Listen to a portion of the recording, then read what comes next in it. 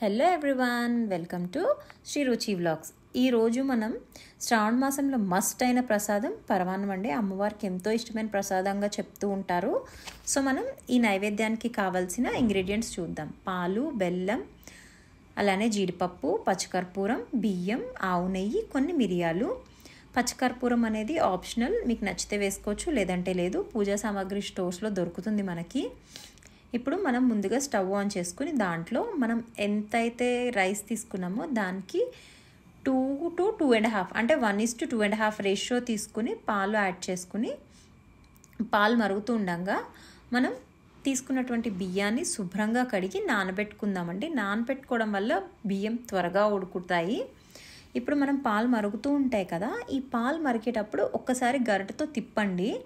తిప్పడం వల్ల ఏంటంటే తొరక, మీగడ ఇలాంటివి కట్టవు. పరమాన్నంలో ఇలాంటి కట్టడం వల్ల ఏంటంటే అంత మంచిగా టేస్ట్ రాదు. సో మనం ఈ పాలను మంచిగా మిక్స్ చేస్తూ ఉండాలి. ఇప్పుడు మనం తీసుకున్నటువంటి బియ్యం ఉన్నాయి కదా, వాటిని కడిగి నానపెట్టుకున్న వాటిని తీసుకొచ్చి ఈ మరుగుతున్న పాలల్లో వేసి కలుపుకోవాలి. లేదంటే కలుపుతూ ఉండాలి, లేదు అంటే ఒక్కొక్కసారి ఉండగట్టే ఛాన్స్ ఉంటుంది. సో మనం బియ్యం వేస్తూ తిప్పుకోవాలి.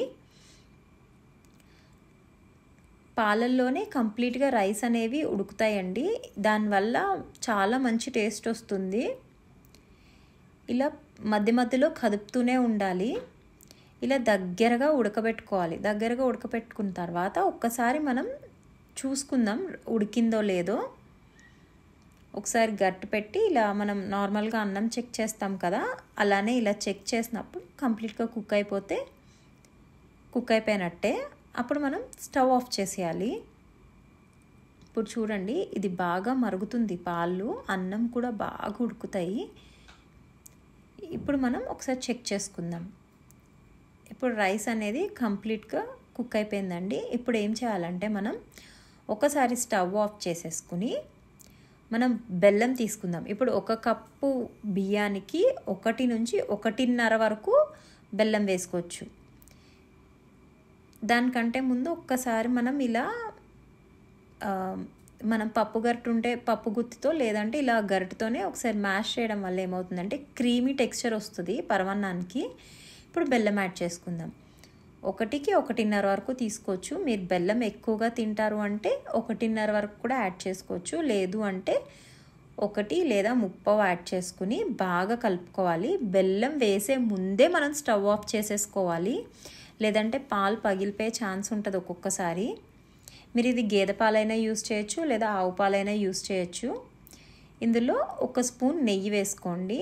ఏ నెయ్యి అయినా వేసుకోవచ్చు, అది మీ ఇష్టం, ఆప్షనల్. నైవేద్యానికైతే ఆవు నెయ్యి, ఆవు పాలు ప్రిఫర్ చేస్తాం కాబట్టి ఇందులోనే 1 స్పూన్ ఇలాచీ పౌడర్ వేసి బాగా కలుపుకుని ఇది పక్కన పెట్టేసుకుందాం. బెల్లం బాగా కరిగిపోయింది కాబట్టి పక్కన పెట్టేసిన తర్వాత మనం డ్రై ఫ్రూట్స్ ఏమైనా తీసుకోవచ్చండి. జీడిపప్పు, కిస్మిస్, బాదం ఏమైనా తీసుకోవచ్చు. వాటిని ఫ్రై చేసుకుందాం.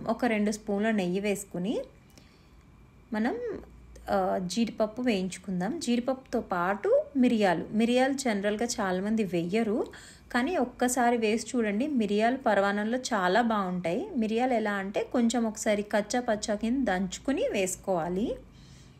డైరెక్ట్ మిరియంలా కాకుండా కొంచెం దంచుకుని వేసుకుని, అలానే జీడిపప్పు కూడా, ఇవి 2 మంచిగా జీడిపప్పు గోల్డెన్ కలర్ వచ్చేంత వరకు ఫ్రై చేసుకోవాలి. ఫ్రై చేసుకుని ఇప్పుడు మనం ఇందాక వండుకున్నటువంటి పాలు, అన్నంలో ఈ జీడిపప్పును వేసి బాగా కలుపుకోవాలి.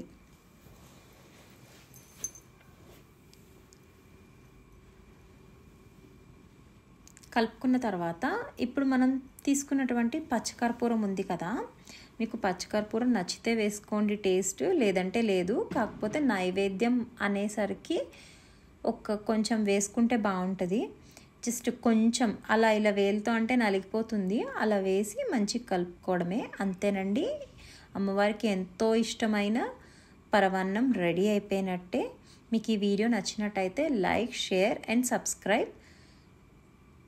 Thank you for watching.